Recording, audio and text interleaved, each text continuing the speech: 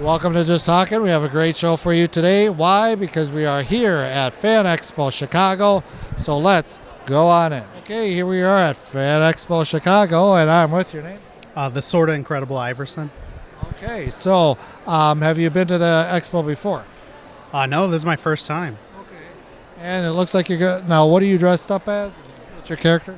So I'm actually a local superhero, part-time wrestler.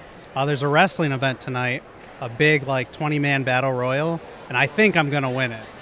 How long have you been wrestling? 4 years. Wow, Yeah. that's great. With that, how many are going to be up there in wrestling? Would you say? There's 20 big dudes up there. I'm kind of scared, to be quite honest. Why do you think wrestling's so popular now? It's just, especially when Hulk Hogan passed away, it's like they're outpouring. Why do you think there's so much fan base for wrestling? I think wrestling's just booming right now. I think the storylines are really professional. They're long-term again, so you got to stay invested. It's really great. This guy doesn't even like wrestling, and he's been watching it. Oh, sorry. Where do you, besides here, where else do you wrestle? I wrestle at Freelance, Ego Pro Wrestling. Where else? A couple other places in Indiana. If people want to follow you, do you have anything on social media we can look at?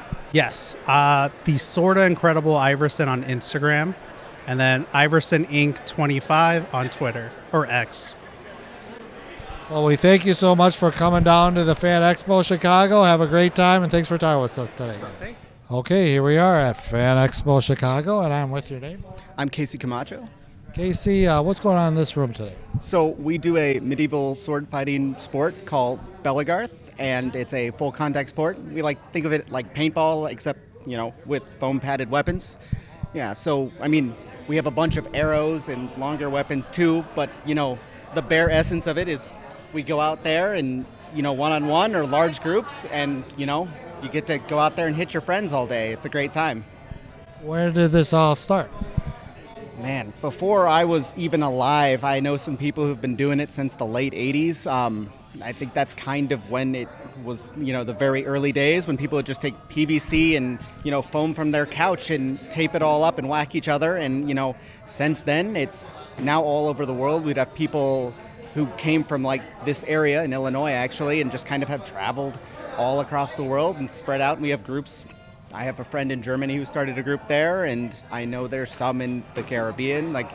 It's a fantastic thing that, once you get into it, it's really hard to get out of it. Aside from here, where do you practice this?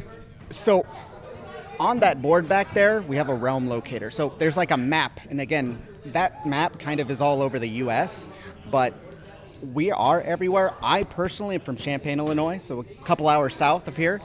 We fight at the University of Illinois campus, but there's groups here in Chicago, and like I said, we're pretty much all over. What about online? Is there a place that they should look to? Yeah, most independent groups have their own Facebook page or Discord page or website and things, but if people just wanted to find out more, if they type in Bellegarth, there is a sports page, and it would have all the information where you can fight, all the rules that we use, and all the other information.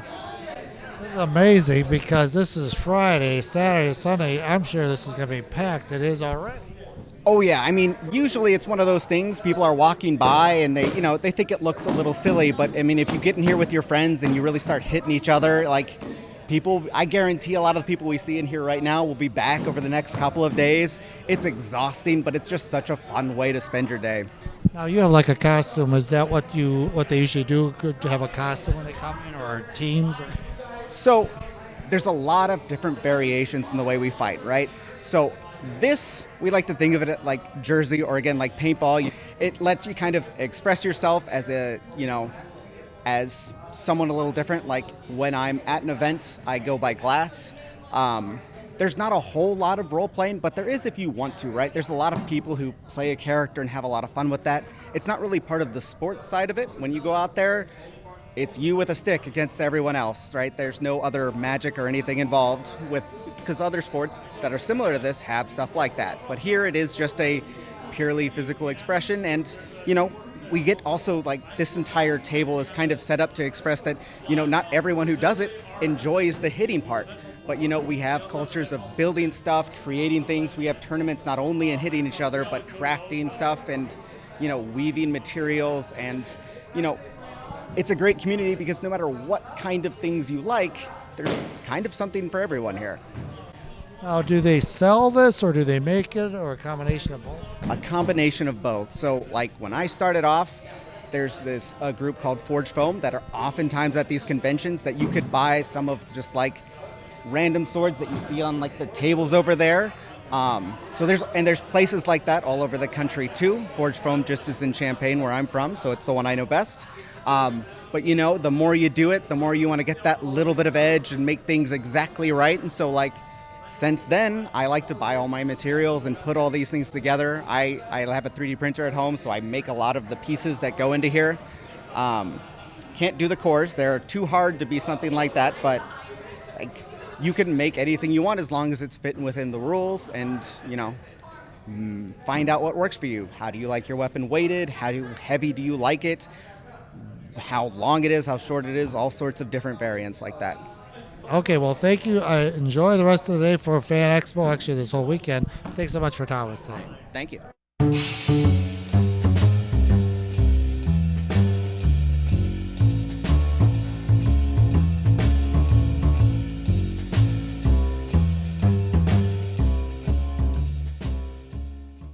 Okay, here we are at Fan Expo Chicago, and I'm with your name. Guy Gilchrist. Guy, what a great booth you have here today. So let's hear all about it. You're an artist? Oh, sort of. I'm the Muppets original artist. I'm Jim Henson's original artist. Yes, sir. The comic strip that was all around the world every day in the 1980s, read by 150 million people. That was me. Yeah, that was him. That was him. That was him. Hi ho. How did you get hooked up with Jim Henson? And I auditioned, and I auditioned for almost a year. Yeah, because that was a big thing. And I guess he had tried out about 250 people, and then he chose me. And so I wrote and drew the Muppets all through the 80s with Jim. Did he let you do whatever you wanted, or do you have to check? Or how did that work? Oh, no. Jim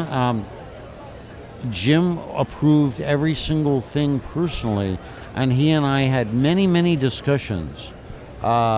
Jerry Jewell, who was Jim's head writer, worked with me on every strip, and Michael Frith, who was Jim's artistic partner, was teaching me. But you know who taught me to draw Kermit? Jim. Yeah, it was very important to Jim. And it was very important to me for the comic strip and anything that I ever did for him to be very, very true to the Muppet universe. Since you know Jim personally, how was it working with Jim Henson? Well, he was just the greatest guy in the world. And I've had the great opportunity, to work with Chuck Jones and Friz Freleng and many, many geniuses. But Jim was like my dad, and he was an incredible mentor.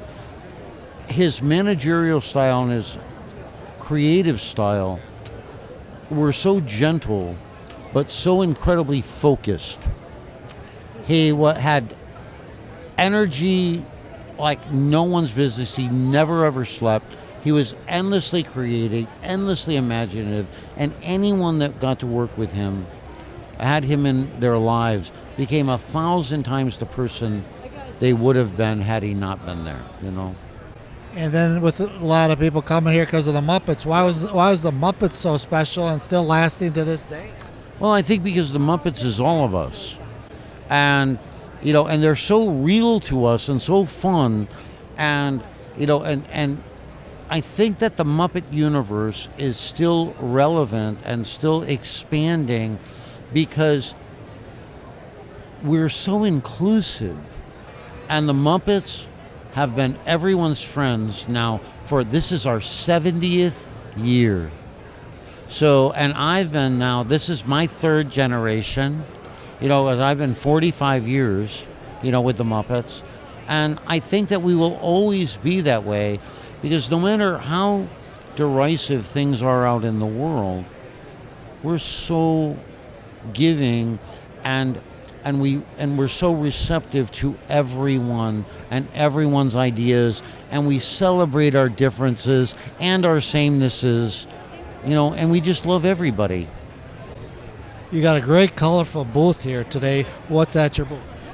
Oh, a lot of original art that I did of, the Muppets and the Babies and Fraggle Rock, and there are even some of the 1980s comic strips in this big book here. And then, after Jim passed, I was the art director for like Disney and Warner Brothers and MGM, And so Tom and Jerry and Roadrunner and Bugs Bunny, and they're all here, and the Teenage Mutant Ninja Turtles, they're all here in these books.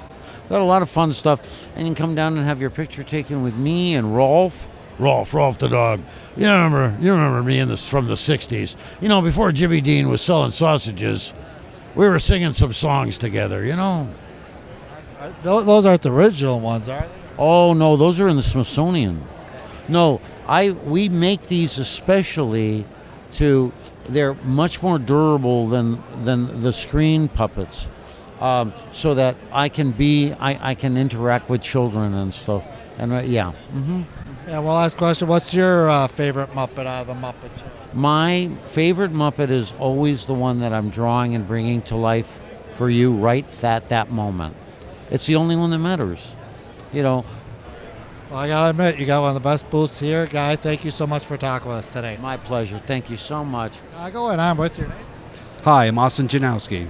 And now you're actor, director, writer, artist, all of the above. What did you get started into first? So I signed my first professional contract as an inker back in 1994. I've worked in comic books for almost 32 years now. Yes. And then acting and filmmaking about 7-8 years ago, started that up. What comics have you been drawing? I've been lucky to work a little bit on Iron Man and X-Men for Marvel, Satellite Falling for IDW, Red Sonja for Dynamite, and then a few of my own, like Stanley the Snowman with Scout Comics. So yeah, a variety over the years. That's terrific. How long does it take to, let's say, draw Iron Man or something? Well, when I was younger, it was a lot faster. Probably about a page a day. Okay. Yeah. As you can see, it's full with people loving these comics. Why is that fascination that comics has lasted all these years? Well, it's the whole genre, everything, becoming something super, letting your mind go and just traversing all these amazing stories with great characters. I mean, when we were growing up, it was all about wanting to be the best you can be, you know what I mean? And then Batman was the darker side. Now their creativity has just expanded so much. There's so many worlds to explore. How can you not be enamored with the comic book industry? Let's talk about your acting career. So what movies were you in? So I was lucky enough to be in Bad Monkey, which came out on Apple TV last year. The Soulmate Search was a Hallmark movie, came out in 2023. And I'm going to be in a big Netflix series that's coming out in November. And that's all I can say. For your artwork, do you have like a website or social media that can we see more of? Or? So us old people, we still use Facebook. So you can find me on Facebook or Instagram, just my name, Austin Janowski. And if you want to know anything more about me, you can Google my name. Yeah. Well, we appreciate you coming out to the Fan Expo Chicago. It's a great event. And thanks so much for talking with us today. You're welcome. I love Chicago. Okay, here we are at Fan Expo Chicago, and I'm with your name. My name is Haley. Nice to meet you. Haley, nice to meet you. What booth are we at today? We are at Twisted Cat Studio. We have lots of bath bombs. Comes with little fun, little themed items, little toys. So many different characters and genres. Where do you start? It depends what you're in the mood for. I actually would go with what kind of scent you're kind of interested in, either sweet or clean or something different. So that's what I would start with. And how do you make it at home, or you got your own business? So I make it at home. Everything kind of starts with, if you can make a sandcastle, you can make a bath bomb. You get all your ingredients together. It eventually becomes wet. You put it in a mold, let that dry after it's out of the mold. Either airbrush, hand paint it. let that dry, then you get to package it, and that's the least fun part about it. But that's how you kind of start the process.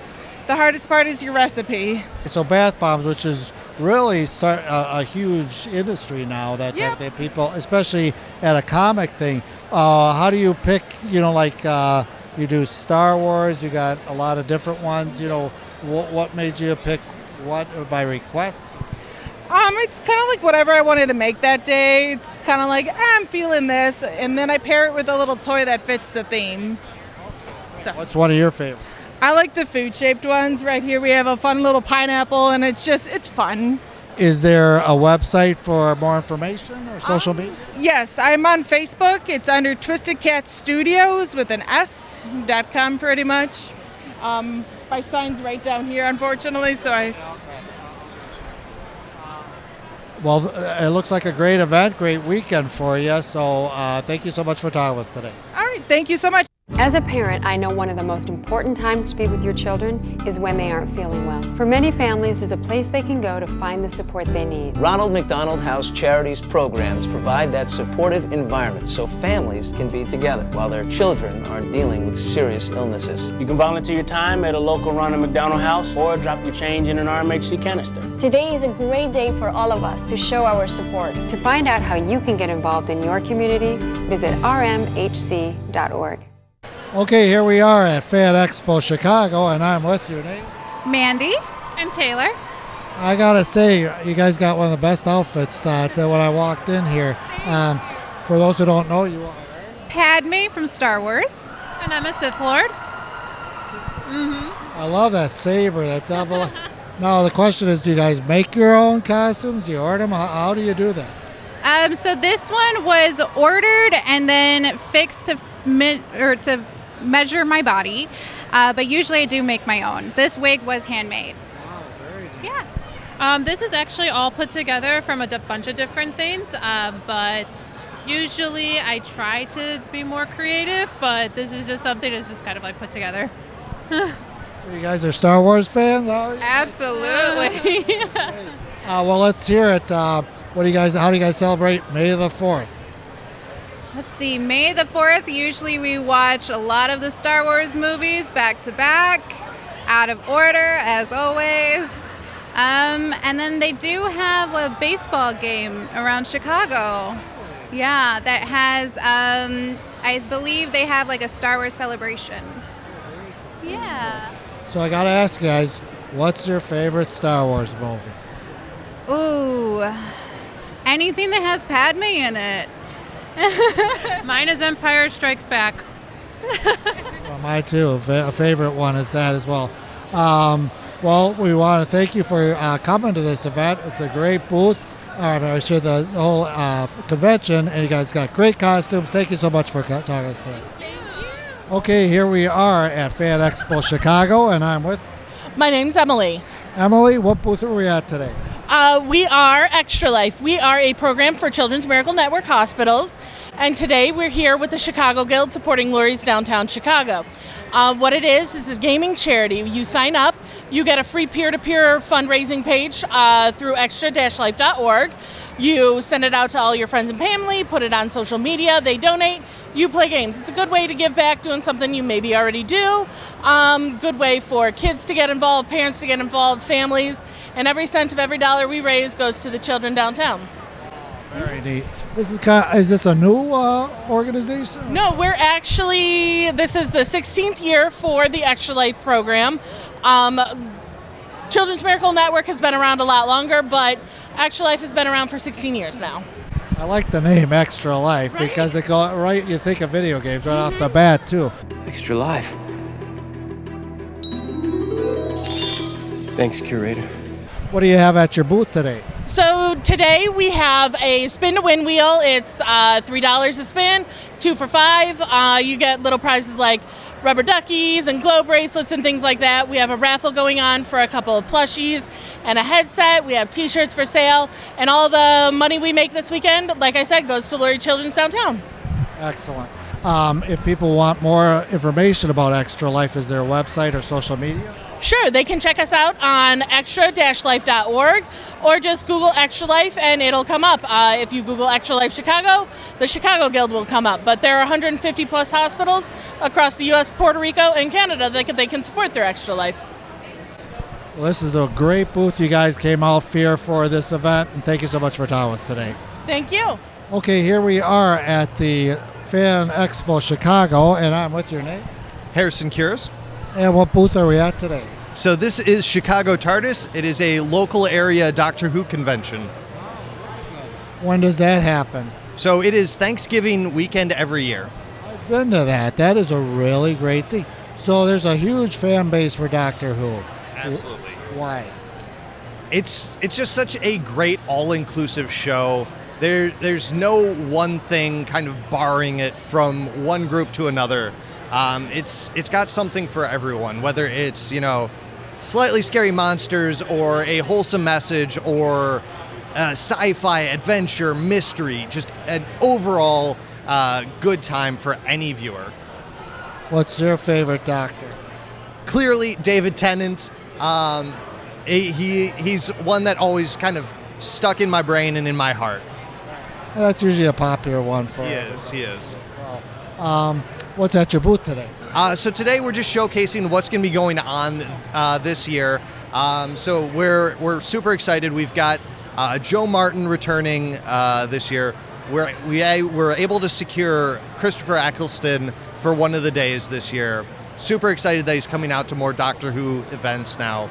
But really just showcasing the good mix between old Who, new Who, and just what is going to be available for people when they're there. And those who don't know, we got a phone booth. What would you call the TARDIS? The TARDIS, yeah. And when and where is this event? So every year, Thanksgiving weekend, it'll be in Lombard, Illinois, right next to the Yorktown Mall. If anybody want more information, is there a website or social media? Absolutely. ChicagoTARDIS.com. You can get all the information you need. Well, it's a great convention today. Thank you so much for coming to the convention, and it's a great booth you have here today. Excellent. Thank you. Okay, here we are at Fan Expo Chicago, and I'm with your name. Melanie Lachak. Melanie, what a great booth you have here. Let's hear about it. What booth are we at? So you're at the Windy City Lug booth, and Lug stands for Lego User Group. Which is very huge. The Legos are just fun, and I'm really impressed on all this. So what is the Windy City Lug? So we're a group of adults that enjoy using our imaginations to create custom creations with Lego. So everything here is a custom creation. I'm very impressed on a lot of that. Give me some highlights what we have around here on the booth. So we specifically brought everything that was pop culture related. So we have Pokemon, we have video games, we have Harry Potter and Lord of the Rings. So a lot of the niche pop culture, video game, movie type stuff is what we brought out today. How long does it take to build one of those Legos? It very much depends on how complicated it is. Anywhere from like an evening, maybe an hour or two, to a couple of months. Which one did you do? I did this entire Harry Potter series. So I did Harry Potter on books. So is Harry Potter one of your favorite genres? Yes. Yep, I'm a big Harry Potter fan. Then let's hear it. What's your favorite Harry Potter movie? Oh, I actually love the books. Favorite book? Favorite book would probably be Prisoner of Azkaban. So if people want to get involved in Windy City Lug, is there a website or social media? Yep, you can visit us on Facebook, or you can go to our website, which is windycitylug.com. Well, we thank you so much for coming to the Fan Expo. It's just a great booth you have here, and thanks so much for talking. Thank you so much. Okay, here we are at Fan Expo Chicago, and I'm with your name? I'm Dan, and I am the president of Windy City Ghostbusters. All right, well, let's hear all about it. What is Windy City Ghostbusters? So we are a 501c3 charitable organization raising money on behalf of La Rabida Children's Hospital, which is down on the south side of Chicago. And we've been around for 13 years now, and we donated $11,000 to them last year, and about 3,000 toys. Where do you do the fundraising? So we do events like the Fan Expo here, or library events, birthday parties, parades, anything that someone is willing to give us a donation, we are willing to do. There's no job too big and no donation too big. Let's talk about why has Ghostbusters lasted this long. It's got a huge fan base. What do you think of it? So, in my personal opinion, I am 42 years old. I came out a year before the first movie ever came out. The cartoon is what initially hooked me. And then Ghostbusters 2 was the first movie I ever remember going to a theater for. So it's been real close to home for me. And joining the group is what really got me. Being a middle-aged guy, it's hard to meet new people and make friends and get out there. But I found something that we all bonded over. It's really good for all of us. Some very talented people. I mean, all these props are made or modified from other things. I'm not as talented as everyone, but you know what? Etsy is there to really help me out. It's just a lot of fun, and I'm really happy to be a part of it. And let's hear what's at this booth today. What's at this booth today? So right now we have two of our Ectomobiles. We have the Ranger and the Cherokee, and both of them are built by members of our team. We have our giant inflatable Stay Puft. We have an animatronic Slimer. We have our painting of Vigo the Carpathian and the tripod traps from Ghostbusters 2. We have all kinds of props here from the different movies and cartoon series. So that's from the real Ghostbusters. That's from the Extreme Ghostbusters. These are from the '84 movie. We have all the little knickknacks. If people want to learn more about Windy City Ghostbusters, where should they go? So you can follow us on all the social media. WindyCityGhostbusters.com as well can find us. Well, again, thank you so much for coming out to this event. It's a great event. Thanks so much for talking with us today. Thank you very much.